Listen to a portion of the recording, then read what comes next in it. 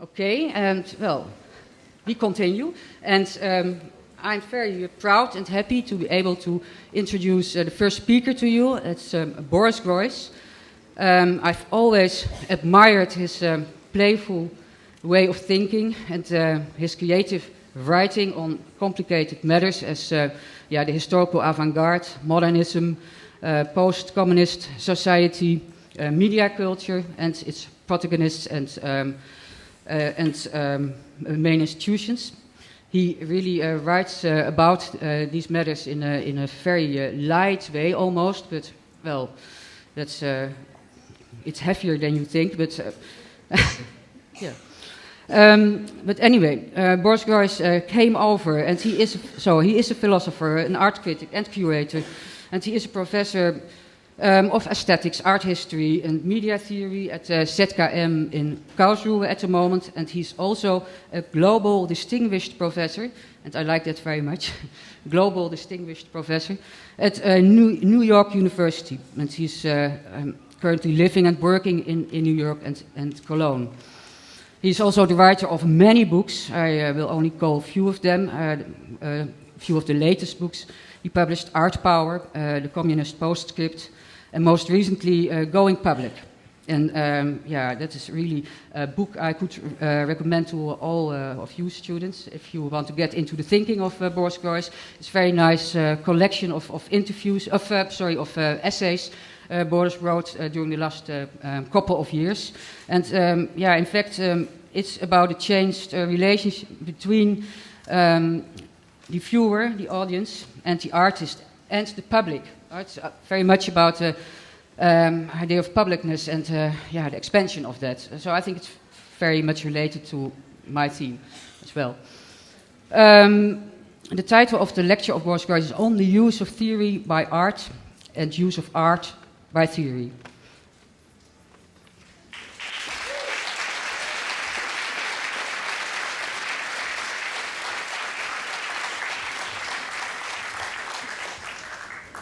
Okay, thank you, Ellen, for your invitation, and Gabriëlle, and I'm glad to be here, and hopefully I also will be heard. Yes. So, I don't believe that everything that can be said in a framework of such a day can really completely fit in the general framework of it. So I don't know to what degree what I will be saying is really fitting in it. I hope in a certain way, to a certain degree. So what I will do is simply to present some consideration relating to the notion of life. Yeah, and I think that is partially a topic here. If you look at the development of this discourse, and philosophy and theory in the last century, from the beginning, from the end of the 9th century up to now, this notion of life becomes more and more prominent. So the whole philosophy and theory and discourse of the last century was about life, not about thinking as before. Yeah, it's quite a change. And I will be speaking about this change. Why philosophy for so long time, from Plato up to the end of 19th century, had actually thinking logos, reason, for its main topic, and then suddenly changed to life as a main notion. And speaking about reality TV, all these things, we speak about life, and we speak about life images, and we speak about our lives and the possibility of changing lives, of exchanging lives, of imitating lives. That all has certain presuppositions, and I try to discuss them. In our time, we are attacked from all sides by different calls to change our life. to change our body by diet and fitness, to change our mental abilities by education and meditation. You know, I'm living now in New York, as it was already said, and I'm already accustomed to a certain way American TV presents the school.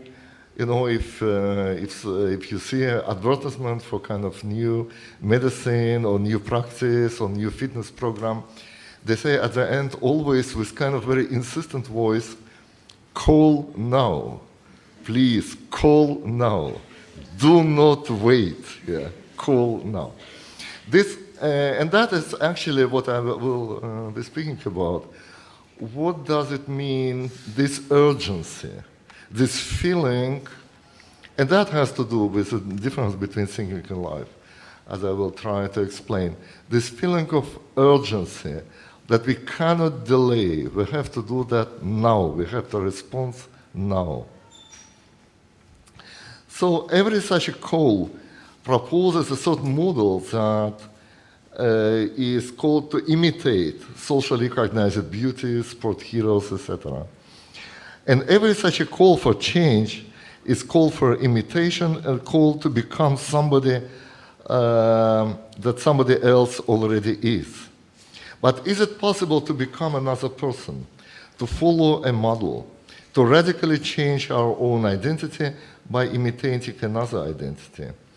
If it is possible to follow these calls, should we follow them? So is our desire of imitation in our mimetic desire really good, something good to follow?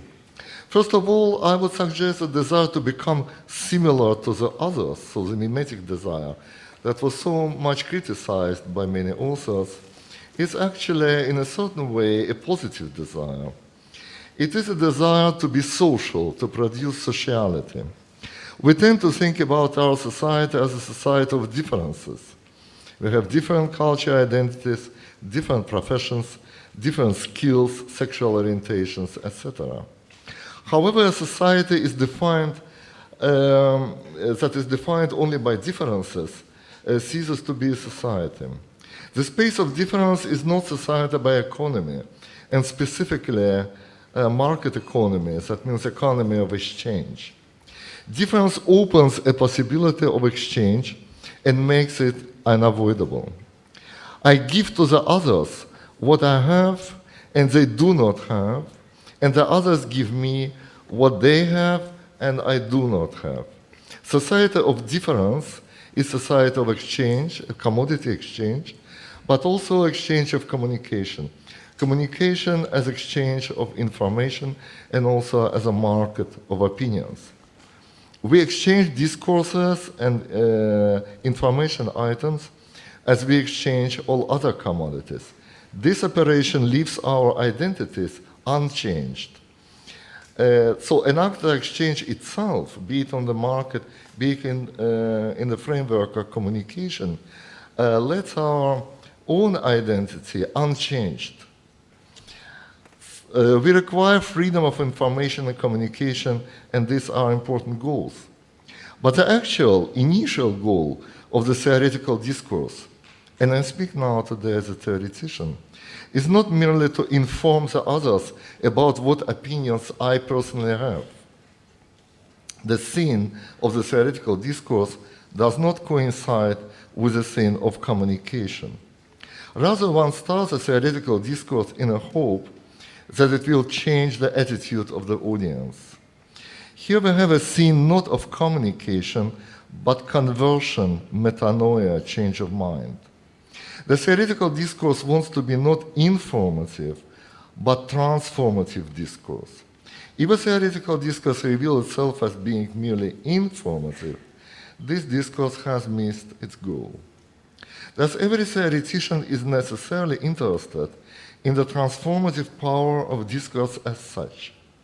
In fact, every theoretical discourse can be read as a description of the conditions of its own persuasiveness and of transformative power of words in general.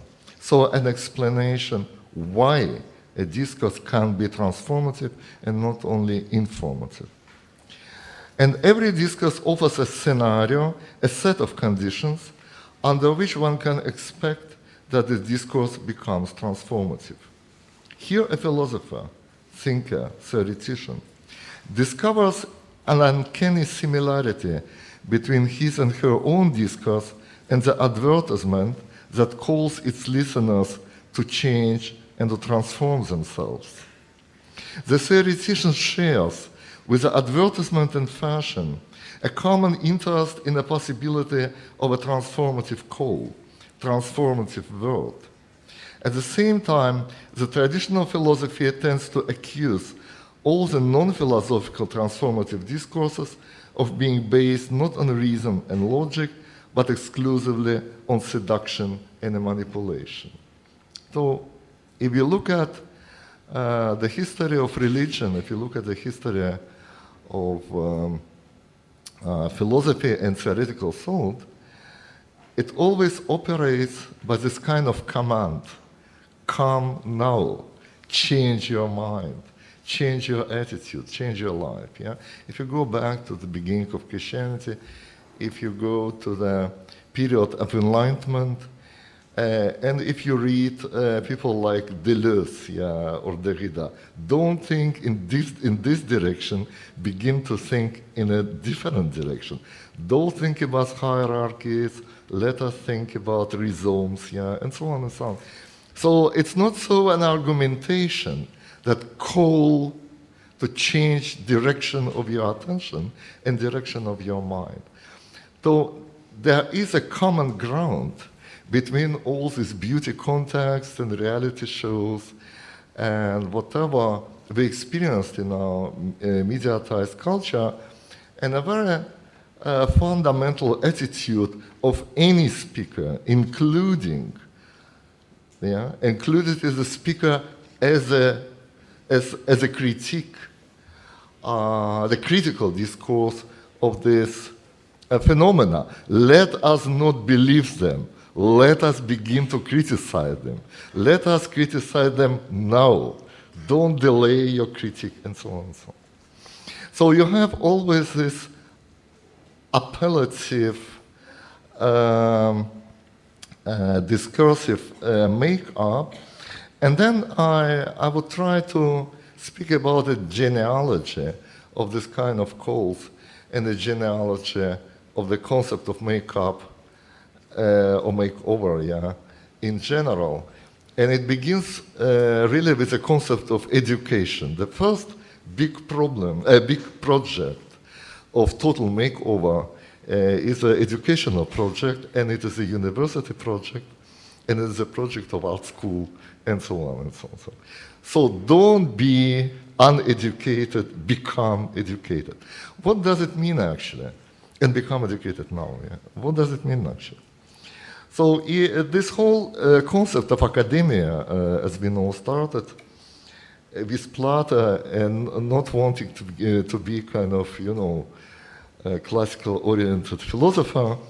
I still would like to go back maybe one step to the beginnings, because these beginnings are not very far away from our contemporary situation. So Plato started his investigation of the possibilities of transformative language and transformative discourse. He started that by a logical analysis of sophistic discourses that wanted not to be merely entertaining, but persuasive. So this concept of persuasion and transformation begins with sophistic speeches. And Plato famously contended that these discourses were like today's advertisement, not truly, but only superficially persuasive. In these discourses, the sophist mixed reference to the traditional convictions and prejudices of the audience with teachings and sayings appropriate from the legacy of the great men and quotations from Greek poetry. As a result, one could enjoy an ingenious and highly entertaining discursive crossover that at the same time did not function as truly persuasive because it lacked any internal logic. Or rather, it could function as a persuasive, but only for the Greek audience, for the people that were born into, raised in a certain cultural tradition. In other words, the persuasive power of sophist speeches was based not on the exclusive ability of thinking and speaking, not on the unique individuality. Rather, it was based on the similarity between them and their audience, on the cultural commonalities stemming from their common origin and upbringing, on the common culture that united the sophist with the audience. So that was a problem as culture began to globalize itself. First of all, that is a problem today because we live in the same process of globalization that started at that moment. And so we are confronted with the question how we can appeal to the people beyond any easily identifiable commonality. Yeah? People of other culture, other parts of the world, other upbringing, other tradition. Yeah? How we can go with our persuasive language beyond our common cultural background. That is very important for every speaker today, and that is already a problem with which Plato was confronted. And also with this kind of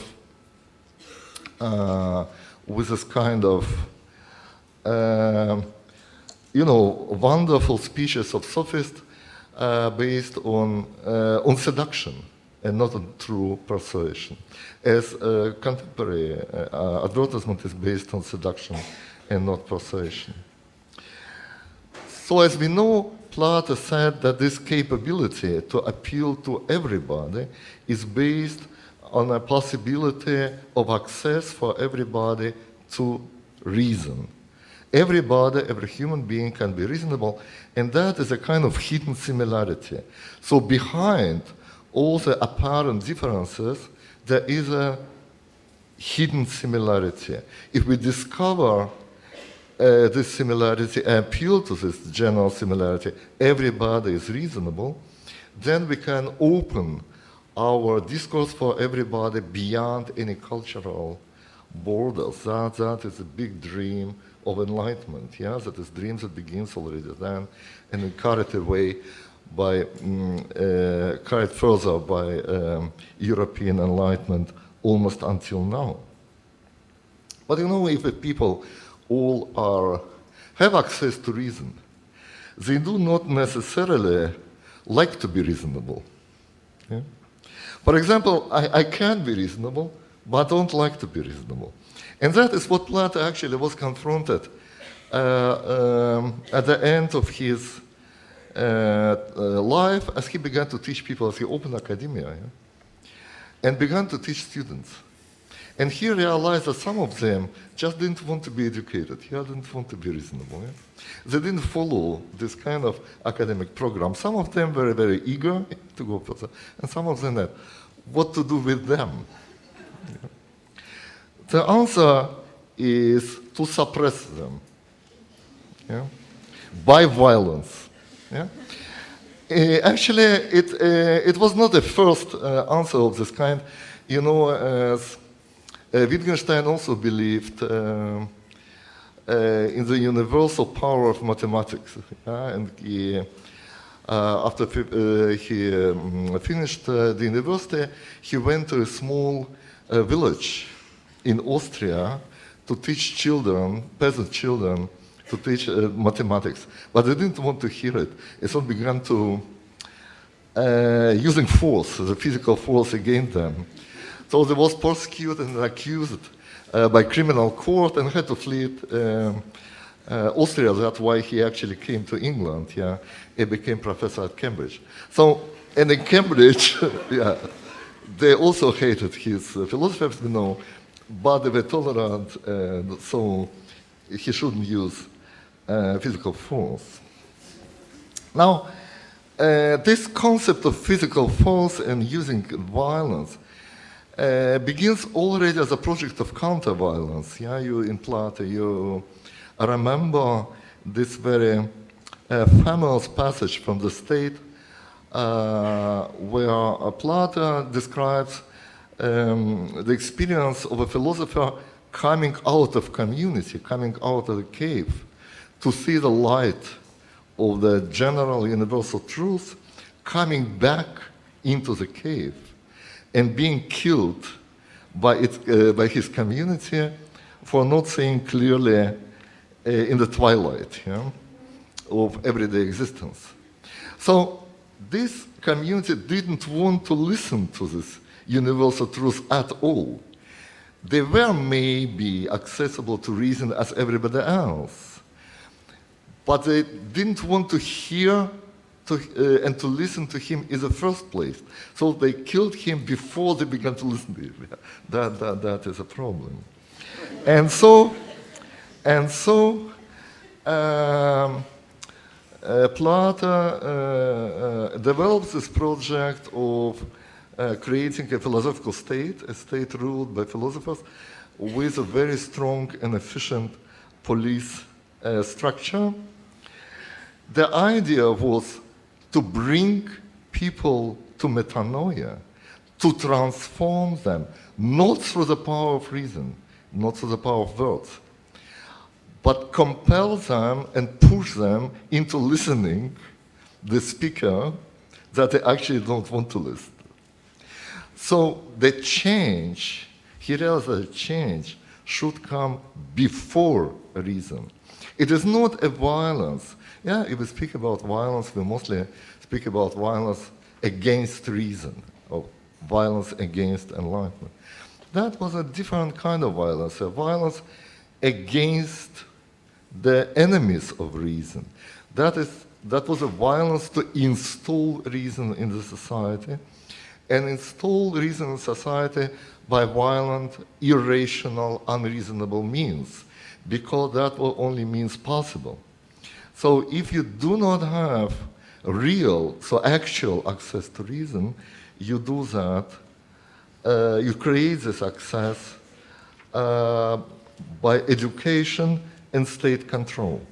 That is a point where Foucauldian analysis starts. Yeah? Foucauldian analysis of a mechanism of oppression and violence that ignite and introduce reason into the society by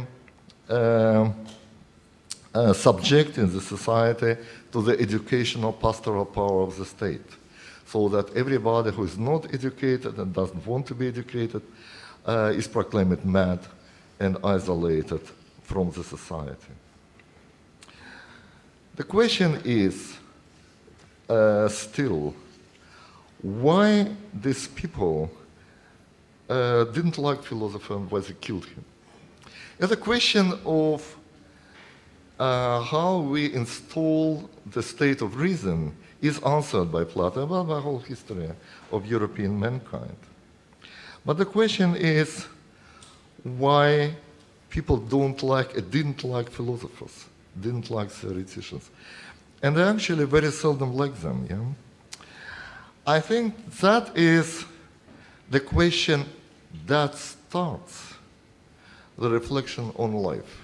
Yeah, so at the moment you ask this question, so what happens before education? What happens before change to reason? What happens before education? You go back from reason to life simply because you argue in the following way. You say, life comes before reason. Yeah? To be reasonable, you have to live in the first place. If you are dead, it makes no sense to be reasonable. Yeah? So, life precedes, in a certain way, reason and rationality. So if you want to discuss reason, if you want to discuss this initial moment of change, yeah, initial moment of initial change, which is education. And I would say that Plato academia and Platonic education is a basis for all that we're discussing now. Yeah, because every gym school, every make-up academy is based on the same model of Platonic academy. Yeah, it's a system of education. Yeah, So what happens before education? And it is a very seductive question because it seems to be that we should not educate people to live. Yeah? We should educate people to be reasonable, we should educate people to a better diet, to the better fitness, but not to live. Life seems to be something like an initial phenomenon beyond any education. And now I try to undermine this concept of naturalness, authenticity, if you want, of life. So the theory of life begins with appropriation of non-philosophical gaze on philosopher by initially Karl Marx, I would say. So Karl Marx started this critical discourse on life by interpreting the infinity of reason as an illusion produced by the class structure of traditional societies, including the bourgeois society. The impersonator of reason was understood by Marx as a subject belonging to the dominant class and therefore relieved from the manual work and necessity to participate in the economic activity. Thus, the privileging of reason appeared as a secondary ideological effect of the factual privileging of the impersonator of reason in the social hierarchy.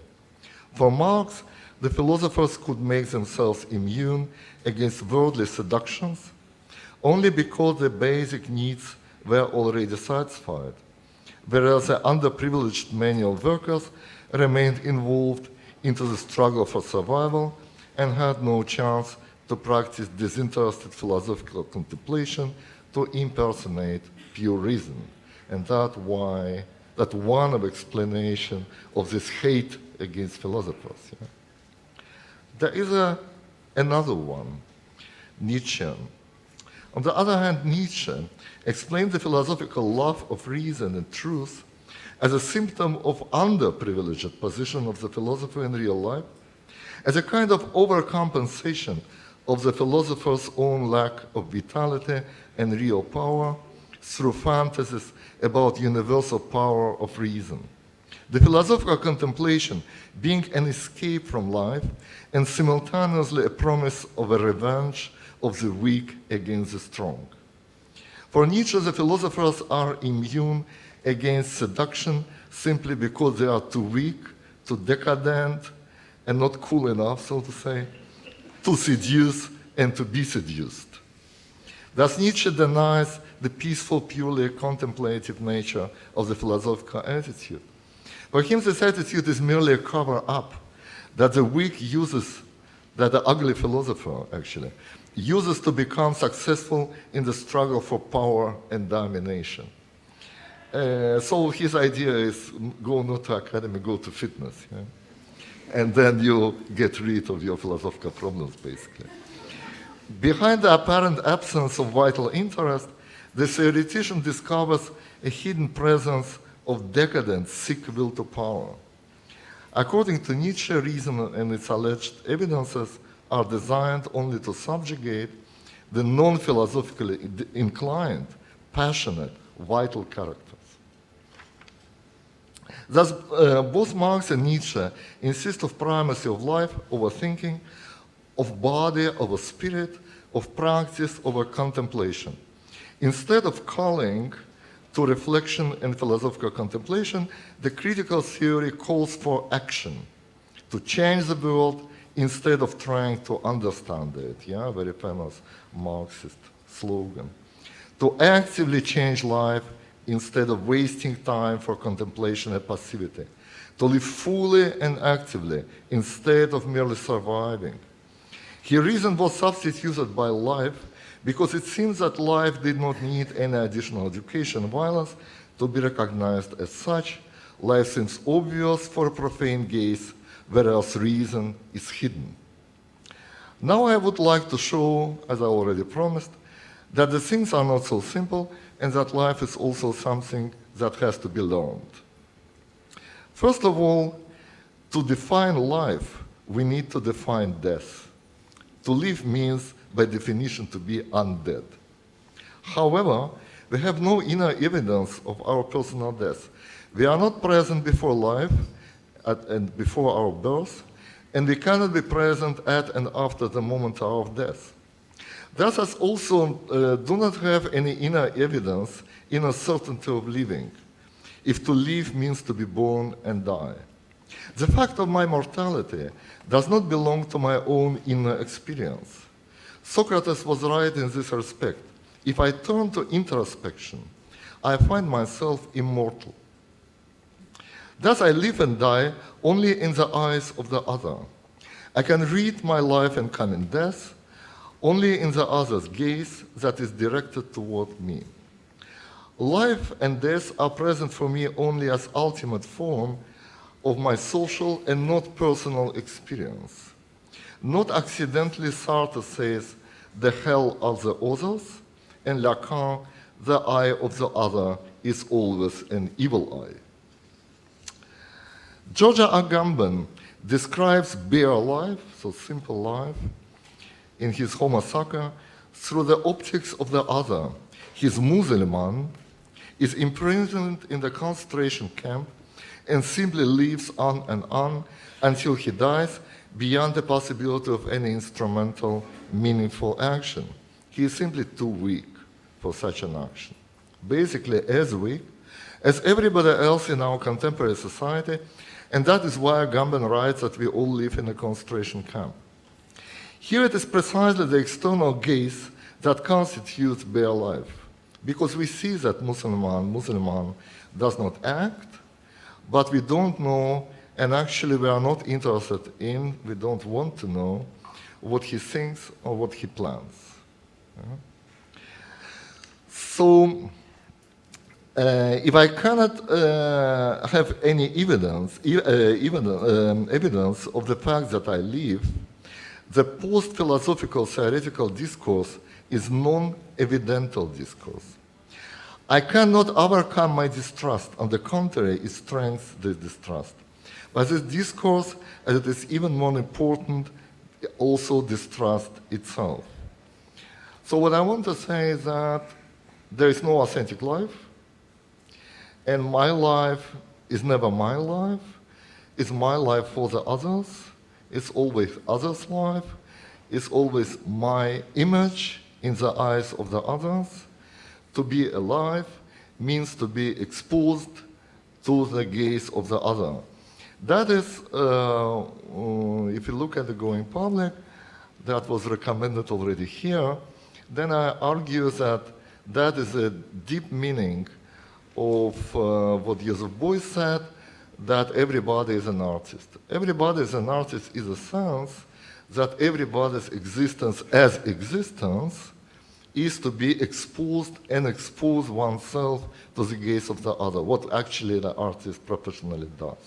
So it's a kind of unprofessional artistic activity. That is life. Life is actually originally an art form. There is no non-artistic or non-artificial life, because every life is exposure and self-exposure. As far as I am authentic, I do not live. Yeah? I only think, or the hope, or the meditate, or experience, or I don't know what. Yeah? And the better way to do so is to go to the cave, yeah, like classics of Christianity and early Buddhism did, to isolate yourself completely from the view of the other, and then you are like that. And only if you are like that, you are thinking, you are hoping, you are feeling, you do all that. At the moment you go out of the cave, and you see the gaze of the other as body, directed to your body, which is a mortal one, which is an infirm one, which is a vulnerable one. Yeah? You see your death into the eyes of the audience, And that is precisely what makes you present. That is precisely what makes you alive, yeah? And that is precisely what makes life a basically artistic gesture. So, there is a, coming back to the title, yeah? There is a deep inner complicity between modern contemporary art and modern contemporary theory. If modern contemporary theory takes life as its main topic, yeah, and maybe even only topic, yeah, beyond thinking, and discuss life as the only reality, life and death, it at the same time conceptualize life as alive, takes out everything authentic and natural out of it, turns it into an artistic gesture, and then actually gives it to art to practice, yeah? To practice life as art. Yeah? So what actually modern and contemporary theory makes out of life is artistic construction given to the artist. Yeah? Now, the interesting question is, of course, what the artists do with that. I come back to the question of how theory is formulated. So theory is formulated not as a theory, but as a call. As I already explained, theoretical discourse is not an informative discourse. It's not a scientific discourse. So the theoretical discourse should not be associated and identified with any scientific theory. Scientific theory describes the world and gives out information about how worlds are functioning. Theoretical discourse in terms of critical theory does not do that. Instead, the discourse prescribes us how we should act, how we should behave ourselves, what is our place in the world. It's a completely different attitude to speech and to language. It's not a language as objective description, it's a language of the urgent call to the audience. Now the artist answers this call in its ambiguity. Why I would say that this call is ambiguous? Let us begin with this turn to life. So the theoretician says, you do not have enough time to educate yourself, you do not have time enough to think, you do not have time enough to be passive, you don't have enough time to contemplate, act now, do something now. But what can be done under these conditions of urgency? If we speak about any instrumental action, including revolutionary action, including social reform, including any plan of improvement of whatever, of one's own life, or life of the society, we need time for that. So if theory says to us, you don't have any time, act now, then what kind of action we are supposed to realize? What kind of performance is actually awaited from us? Not at all something premeditated, something reasonable, something instrumental. So only something spontaneous, non-teleological, and non-reflective and non-reflected on. And of course, that's what modern art already became. Yeah? Dada movement, speaking now, yeah? Not thinking by speaking, but speaking beyond any sense, beyond any meaning, beyond any goal, beyond any efficiency, and so on and so on. Speak now, but speak now means speak incomprehensibly. What, for example, does Breton after he read Freud and Marx? After he read Freud, he says, let us write our associations down so fast that we cannot analyze them. Okay? automatic writing.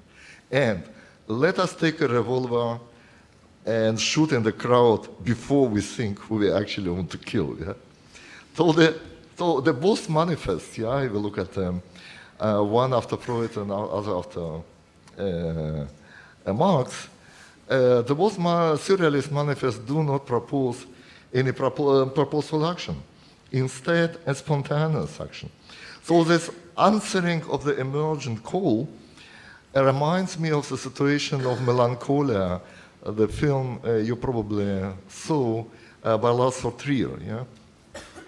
You have here two sisters, yeah?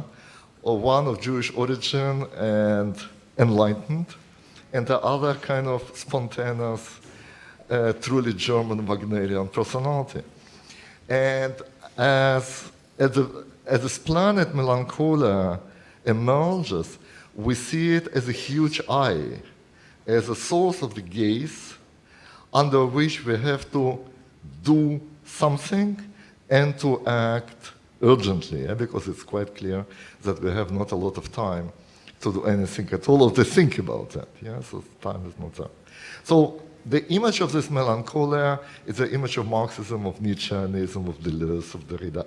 It's an image of contemporary critical theory. So act now, and what to do.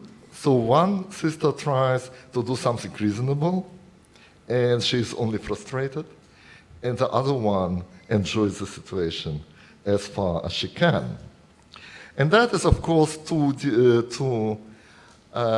interrelated and equally possible reactions of contemporary art to the message of modern and contemporary critical theory.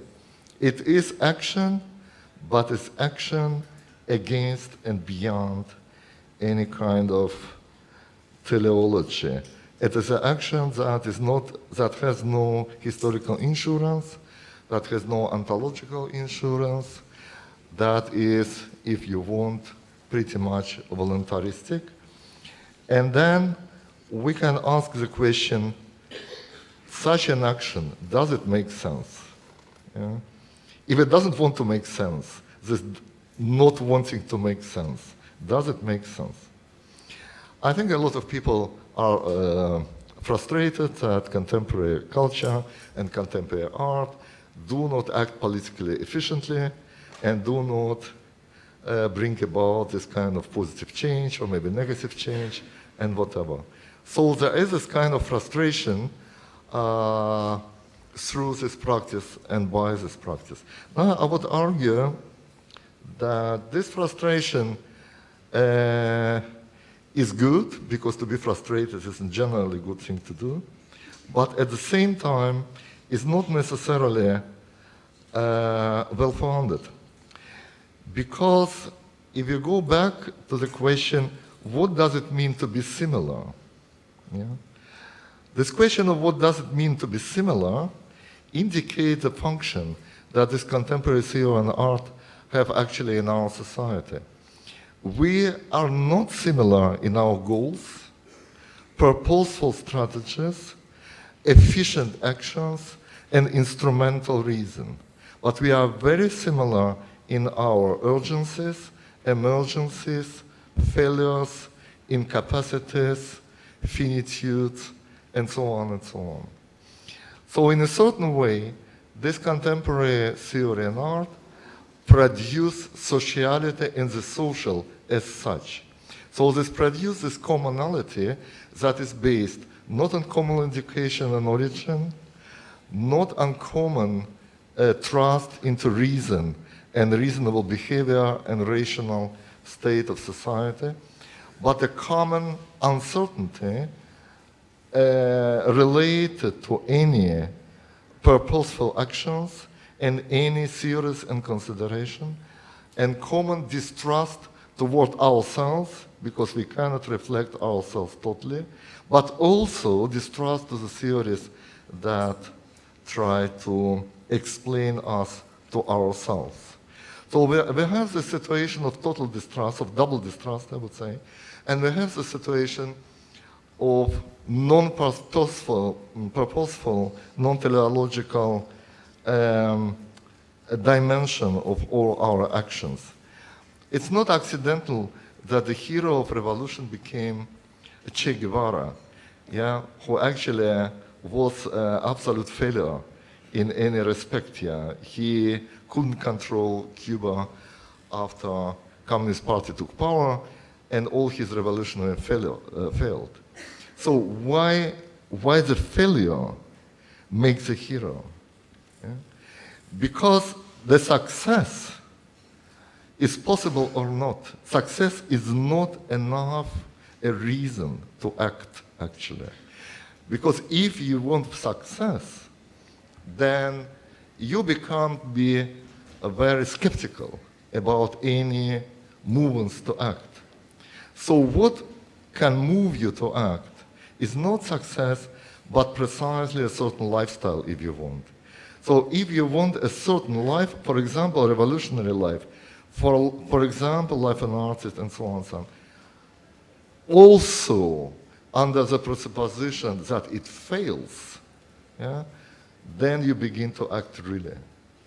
So people begin to act only if they accept and internalize the failure as an ultimate possibility of their action.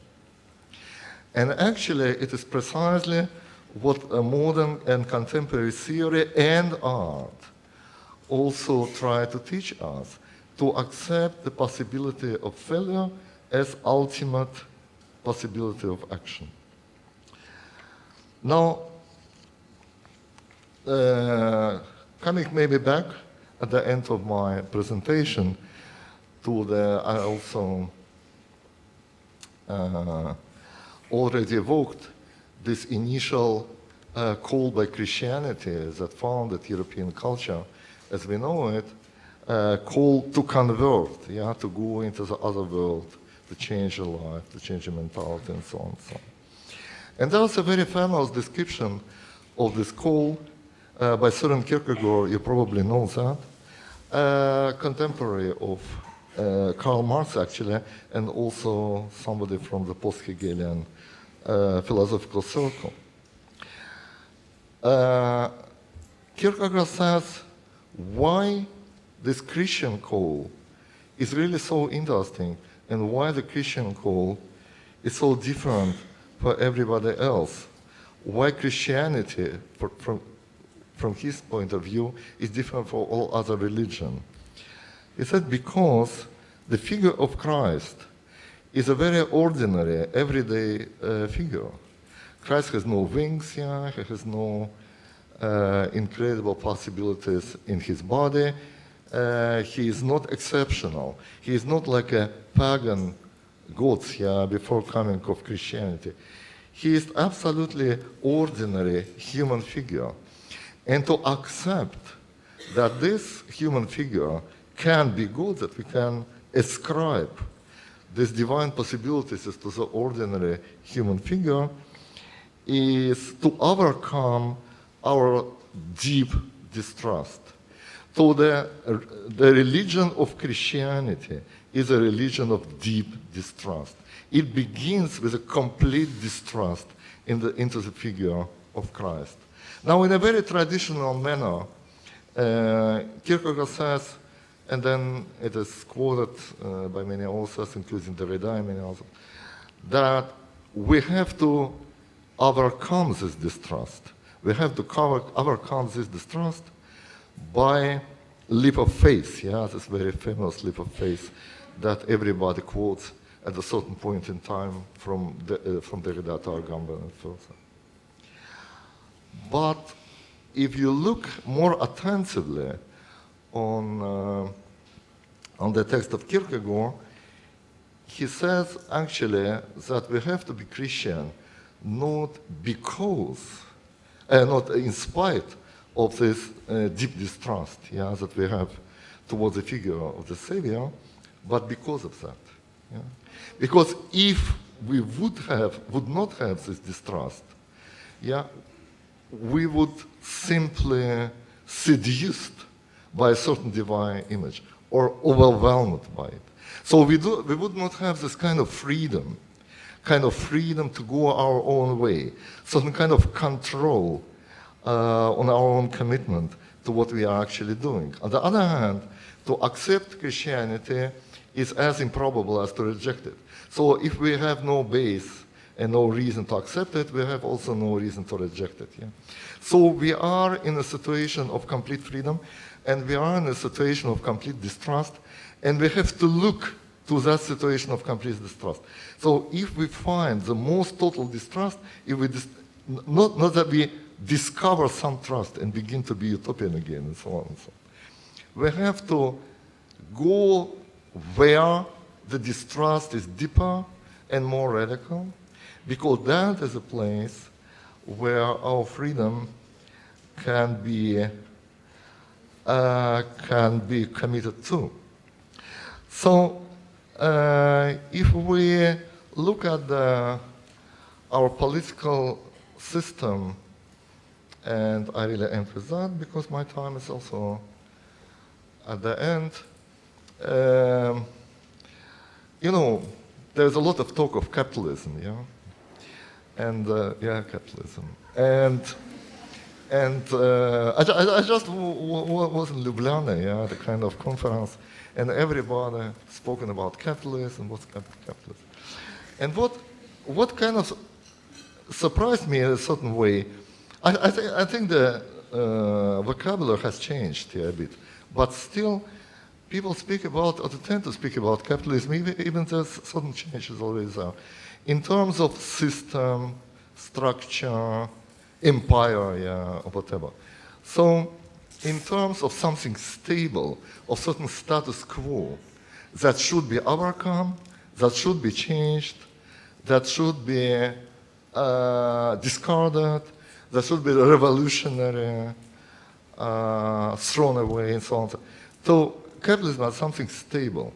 I think also if you look at French philosophy that heavily influenced contemporary thinking, from Althusser and Foucault up to Deleuze and Derrida, you find time and again this opposition. On the one hand, as on the one side, you have something like a status quo, structure and system that oppresses people. Yeah? On the other hand, you have free flows of desire, you have imagination, fantasy, you have these open spaces, yeah, that create revolutionary opportunities and possibilities. This image seems to me to be very improbable and very not up to date. Why?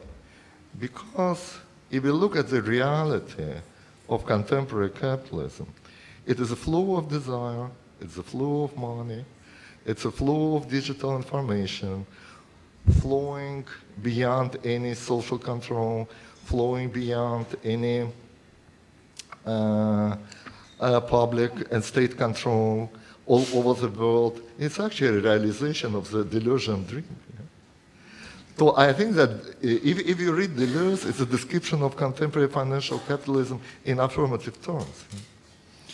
And if, for example, if you listen to the Republican Party and nominees like Rick Santorum and many others, you have a feeling, you listen to Foucault, yeah, said, let us end this oppression by public education, let us liberate people from the control, let us set them free, let them realize their desires, let us overcome the status quo, let us come back to the dream of, yeah, and so on, of the open and opportunity and so on.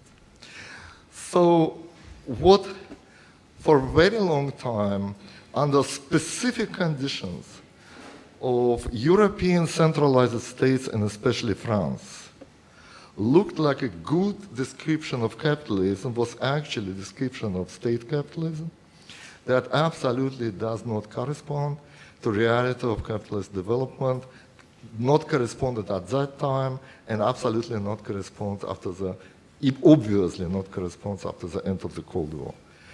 So, We are living already in change. Our status quo is change, yeah? And you can't change a change.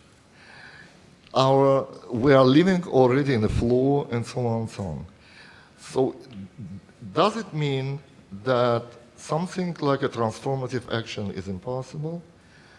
I don't think so. I think it is possible, and it is really practiced, but it is practiced in a different way. It is not about overthrowing something, it is about going out of it. Yeah?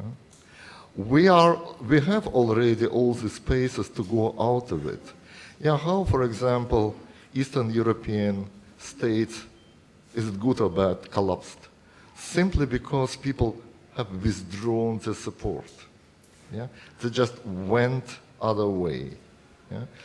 The same happens, actually, the same happens if we analyze what happened in the Arab world and so on and so on. So the real change is not happens today in terms of something like a French October Revolution, but in terms of a withdrawal of support for the acting institutions. And if you withdraw support from the acting institutions, that institution collapse because they can't survive in the competitive reality of contemporary way. Yeah? So we all are in a kind of competition, and every state, every institution today, looking like, for me, like brides, yeah? Making themselves beautiful for the investment. Yeah? Everybody wants to be beautiful for the investment. Yeah, every state, every town, every institution, how wonderful I look, please invest. Yeah? This kind of